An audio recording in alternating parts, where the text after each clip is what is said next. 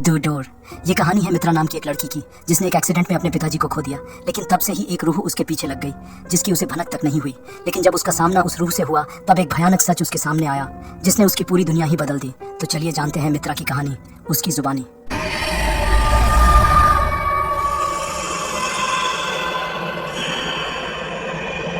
Film की शुरुआत में हम एडवोकेट रतिराम को देखते हैं जो बहुत परेशान था और बार बार अपनी बेटी मित्रा को कॉल लगा रहा था, जो चेन्नई शहर में एक कंस्ट्रक्शन साइट पर काम कर रही थी। लेकिन मित्रा शायद किसी बात पर उनसे नाराज थी तो वो हर बार कॉल को काट दे रही थी। उसी कंस्ट्रक्शन साइट पर हम एक पुराने अबैंडन्ड मंदिर को देखते हैं जिसे देखते ही देखते तोड़कर गिरा दिया जाता है। फिर सीन शिफ्ट होता है रात के वक्त, जहाँ रतिराम अपना काम खत्म करके घर वापस जा रहा होता है। लेकिन अचानक रास्ते में उसका एक भयानक एक्सीडेंट हो जाता है और हम देखते हैं कि उसका पूरा शरीर धीरे धीरे बर्फ में बदलने लगा है, जबकि उस वक्त गर्मी का मौसम था जो थोड़ा अजीब था। और तभी हम एक औरत के साय को वहाँ देखते हैं जो चुपचाप उसे मरते हुए देखे जा रही थी, जिसके साथ ही ये सीन यहीं कट हो जाती है। फिर कहानी कुछ महीने बाद से शुरू होती है, जहाँ हम देखते हैं कि हर रात मित्रा को सपने में उसके पिताजी दिखते हैं जो शायद उसे कुछ कहना या बताना चाहते हैं, जिससे वो परेशान रहने लगी थी। मित्रा को लग रहा था कि शायद उसके पिताजी उस दिन उसे कुछ इंपॉर्टेंट बात बताने के लिए कॉल कर रहे थे, लेकिन उसने उनका एक भी कॉल नहीं उठाया। मित्रा को अपने पापा को खोने के गम के साथ साथ इस बात का भी गिल्ट था कि जब उसके पिताजी को उसकी जरूरत थी तब उसने उनका कॉल नहीं उठाया। इसी गिल्ट फीलिंग के कारण उसने काम पर भी जाना बंद कर दिया था और सारा दिन घर पर ही बैठी रहती थी। दूसरी तरफ हम उसकी कंपनी के एमडी को देखते हैं जो अपने एक एम्प्लॉय से किसी बिल्डिंग कंस्ट्रक्शन के बारे में बात करता है, जहाँ उसे पता चलता है कि इस बिल्डिंग कंस्ट्रक्शन का काम मित्रा देख रही थी और उसके पिताजी के देहांत के बाद से वो काम पर नहीं आई, तो वो काम भी बंद पड़ा हुआ है। तो वो उस एम्प्लॉय को मित्रा से बात करके काम को आगे बढ़ाने के लिए बोलता है। लेकिन जब वो मित्रा को कॉल लगाता है तो मित्रा बताती है कि अब वो ये काम नहीं कर सकती और वो इस काम को छोड़ने के बारे में भी सोच रही है, और ये कहकर वो फोन को रख देती है। उसके इस डिसीजन से उसकी माँ भी परेशान थी, क्योंकि उनका कहना था कि पति के जाने का दुख उन्हें भी है, लेकिन गम के सहारे जिंदगी तो नहीं चल सकती। मित्रा की बहन अभी भी कॉलेज में पढ़ाई कर रही है। रतिराम के बाद अब सिर्फ मित्रा ही कमाने वाली है, और अगर वो भी घर में बैठ गई तो जिंदगी कैसे चलेगी। उनका कहना सही था, लेकिन मित्रा को कुछ और ही बात परेशान कर रही थी। तभी उसकी दोस्त शालिनी वहाँ आती है जो उसे समझाने की कोशिश करती है कि उसके पिताजी को बचा पाना मुश्किल था। वो अगर सही वक्त पर आ भी जाती तो भी उन्हें बचाया नहीं जा सकता था। तो मित्रा उसे सपने वाली बात बताती है जिसमें वो अपने पिताजी को देखती है।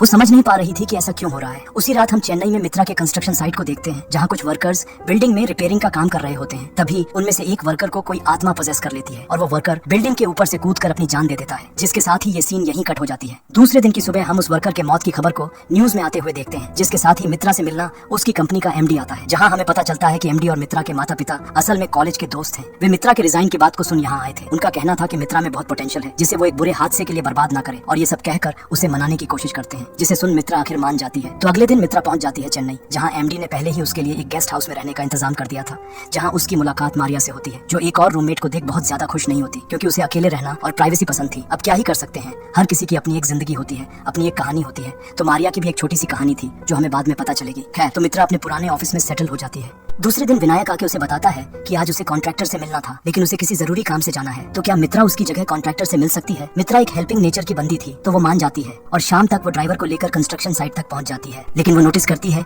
कि उसका ड्राइवर थोड़ा परेशान है, और पूछने पर उसे पता चलता है कि उसकी पत्नी प्रेग्नेंट है और फिलहाल हॉस्पिटल में है। उसके माता पिता बहुत बूढ़े हो गए हैं, जिस कारण इस वक्त उसकी पत्नी के पास कोई नहीं है। तो वो थोड़ी देर के लिए हॉस्पिटल जाना चाहता था। ये जान मित्रा उसे जाने देती है, क्योंकि मीटिंग में उसे भी वक्त लगने वाला था। कॉन्ट्रैक्टर बताता है कि मटेरियल कॉस्ट बढ़ गई है, जिस कारण उसे बहुत नुकसान हो रहा है, तो वो पैसे बढ़वाना चाहता है। लेकिन मित्रा कहती है कि इस बारे में उसे एमडी से बात करनी होगी। वे लोग बातें कर ही रहे थे कि तभी एक और वर्कर बिल्डिंग के ऊपर से छलांग लगाकर मारा जाता है, ठीक उसी तरह जैसा हमने पहले देखा था। वे लोग उसे हॉस्पिटल ले जाते हैं, मतलब ये सिलसिला अभी भी चल रहा था, और उस आत्मा ने अब तक 3 लोगों की जान ले ली थी और इसे लेकर चौथा। किसी को कुछ समझ में नहीं आ रहा था। सभी को लग रहा था कि शायद उस मंदिर को गिराने के कारण ही ये सब हो रहा है। खैर, तो मित्रा भी अपने ड्राइवर को कॉल लगाती है, जहां उसे पता चलता है कि उसकी पत्नी की तबीयत बहुत खराब है। तो मित्रा उसे अपनी पत्नी के साथ रहने और उसकी देखभाल करने के लिए बोलती है, और अपनी दोस्त शालिनी को उसे पिक करने के लिए कॉल लगाती है। शालिनी बताती है कि बहुत जल्द उसका काम खत्म होने वाला है, तो वो जल्द से जल्द उसे लेने आ जाएगी। ये सुन मित्रा पास ही के एक बस स्टैंड में जाकर उसका इंतजार करने लगती है। तो वो एक बार फिर शालिनी को कॉल करके बता देती है कि वो उसका बस स्टैंड पर इंतजार कर रही है। थोड़ी देर बाद उसे किसी लड़की के रोने की आवाज सुनाई देती है, और देखने पर वहाँ एक लड़की भी बैठी हुई दिखती है जो अचानक कहीं से वहाँ आ गई थी। ये देख मित्रा एक पल के लिए थोड़ा घबरा जाती है, लेकिन फिर भी हिम्मत करके उसे पुकारने जाती है। तभी गश्त लगाती हुई पुलिस की टीम वहाँ आ जाती है, और मित्रा देखती है कि वो लड़की भी गायब हो गई है, जिसे देख वो चौंक जाती है। इंस्पेक्टर राहुल पूछता है कि इतनी रात को वो यहाँ क्या कर रही है, तो मित्रा उन्हें सारी बात बताती है। तभी वहाँ शालिनी भी पहुँच जाती है। राहुल बोलता है कि इतनी रात को इस सुनसान रास्ते पर यूं अकेले घूमना खतरे से खाली नहीं है, और इस बात का ख्याल रखने का कहकर वहाँ से चला जाता है। गेस्ट हाउस वापस आते ही मारिया उस पर इतनी देर रात को आने के कारण गुस्सा करने लगती है और उससे रूडली बात करती है।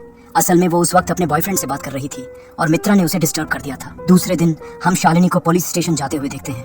वो एक रिपोर्टर थी, तो किसी काम के सिलसिले में वहाँ आई थी, जहाँ वो देखती है कि पिछली रात को जिस राहुल से उनकी मुलाकात हुई थी, उसका सीनियर उसे कंस्ट्रक्शन साइट वाले मामले को जल्द से जल्द क्लोज करने को कह रहा है। जिसके बाद शालिनी राहुल से उसका कॉन्टैक्ट नंबर ले लेती है। उधर ऑफिस में मीटिंग चल रही थी, जहां वो कॉन्ट्रैक्टर बता रहा था कि महंगाई बढ़ गई है और प्रॉफिट के लिए उन्हें एक और टावर लगाना होगा, जिसके लिए उन्हें प्लान में से पार्क और मंदिर को हटाना होगा।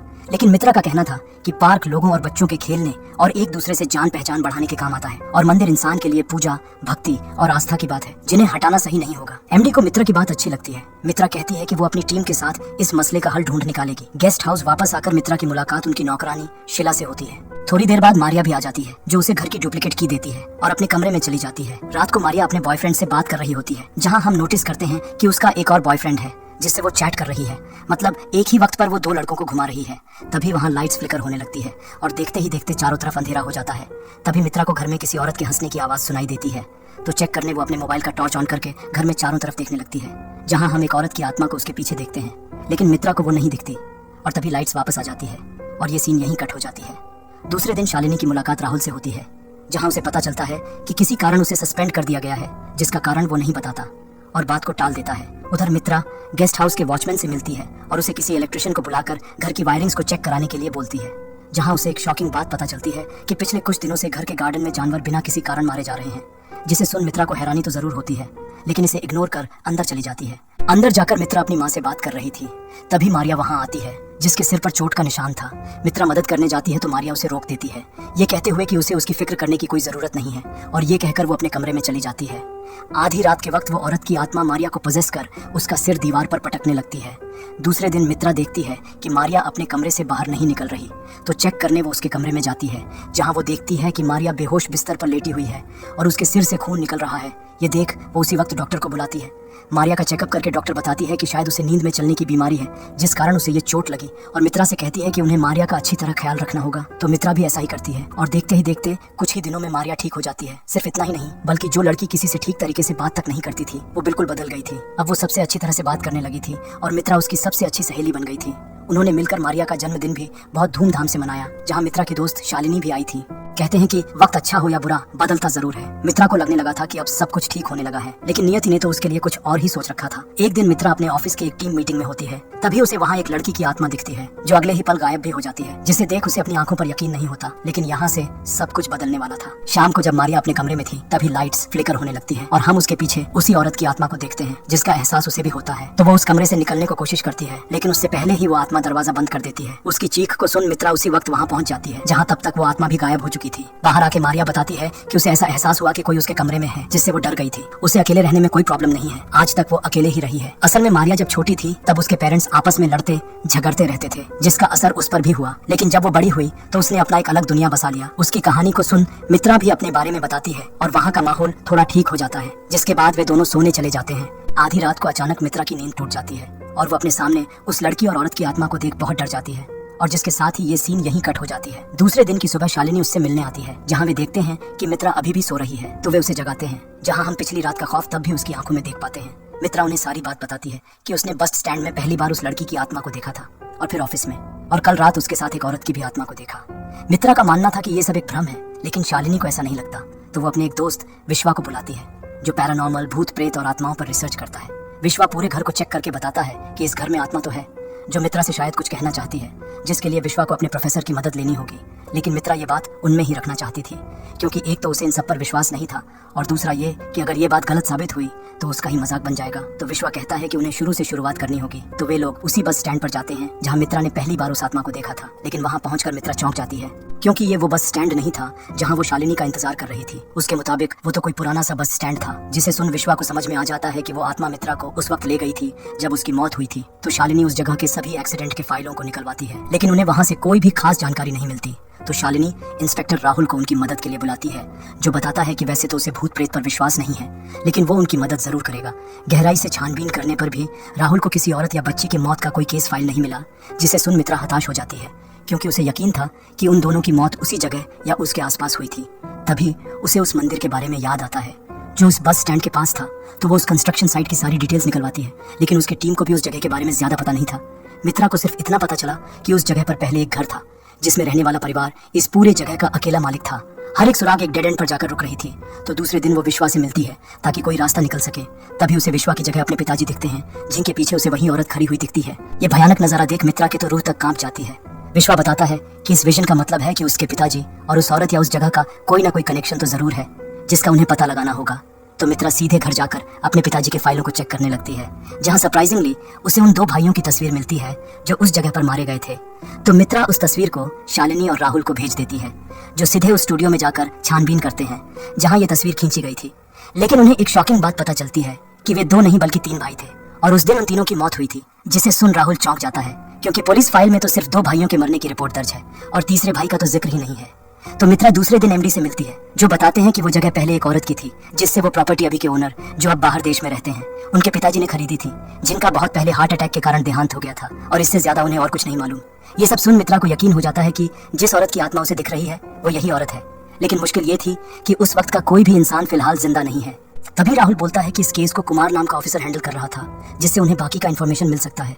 तो दूसरे दिन वे सभी पहुंच जाते हैं कुमार के घर। कुमार बताता है कि उस घर में पहले मेघा नाम की एक विधवा औरत अपनी बेटी के साथ रहती थी, जिसे एक दिन राजेश नाम के एक लड़के से प्यार हो गया। पैसे की तंगी के कारण उसने वो घर और जमीन 3 भाई को बेच दी, जो बहुत बड़े बिल्डर थे। लेकिन राजेश वो पैसे लेकर फरार हो गया, जिस धोखे और अपमान के चलते मेघा ने अपनी बेटी और खुद की जान ले ली। जिसके बाद कुमार ने राजेश की खोज की थी, लेकिन वो नहीं मिला, तो उसने ये केस बंद कर दिया था। लेकिन पूरी कहानी में मित्रा के पिताजी कहीं नहीं थे, तो वो कुमार से उसके पिताजी के बारे में पूछती है। लेकिन कुमार को उसके पिताजी के बारे में कुछ नहीं पता था। रात के वक्त हम उस औरत की आत्मा को कुमार के घर पर देखते हैं, जिसे देख कुमार के तो होश ही उड़ जाते हैं। वो बचने की बहुत कोशिश करता है, लेकिन वो आत्मा उसे बेरहमी से मार देती है। दूसरे दिन उन्हें कुमार की मौत के बारे में पता चलता है, जिससे वे सभी चौंक जाते हैं। तभी राहुल उन सभी की पुलिस रिपोर्ट ले आता है, जिन्हें चेक करने पर उन्हें सत्यम नाम के एक डॉक्टर के बारे में पता चलता है, जिसने बिना पोस्टमार्टम किए ही उन सभी के डेथ सर्टिफिकेट बना दिए थे। जिसका मतलब इस केस में कुछ न कुछ गड़बड़ तो जरूर है और वे सही दिशा में जा रहे हैं। तो वे लोग सत्यम से मिलने उसके घर पर जाते हैं, लेकिन सत्यम अपनी बीवी और बेटे को खोने के गम में पियक्कर बन गया था। वो कहते हैं ना, बुराई का अंत बुरा ही होता है, वैसा ही कुछ सत्यम के साथ हुआ। खैर, तो सत्यम से उन्हें कुछ खास जानकारी नहीं मिली और खाली हाथ लौटना पड़ा। उसी रात हम मेघा की आत्मा को सत्यम के घर पर देखते हैं, जो उसे भी बेरहमी से मार देती है। घर वापसी आकर मित्रा उन डॉक्यूमेंट्स को दोबारा चेक करती है और यहाँ उसे अपने पिताजी का लिंक उस घर और उस औरत से मिलता है। उसे पता चलता है कि उस घर के प्रॉपर्टी पेपर्स पर विटनेस की जगह राजेश के साथ साथ उसके पिताजी के भी सिग्नेचर है। दूसरे दिन राहुल को एक ऑफिसर बताता है कि उस घटना के बाद पुलिस ने राजेश को चोरी के इल्जाम में पकड़ा था।